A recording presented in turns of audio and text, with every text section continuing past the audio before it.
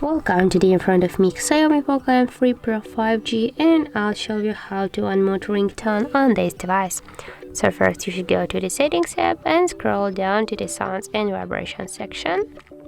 Now just here, as can you see, we got the calls volume panel, and just to enable or to unmute your ringtone, swipe onto the right side with your finger.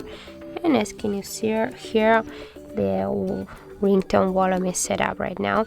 And also we got the second way how we can do that. Here on the right side of our device we got the volume panels. Just tap to one from the volume panels, and here go to the three dots and swipe up with your finger, and you will also unmute your ringtone.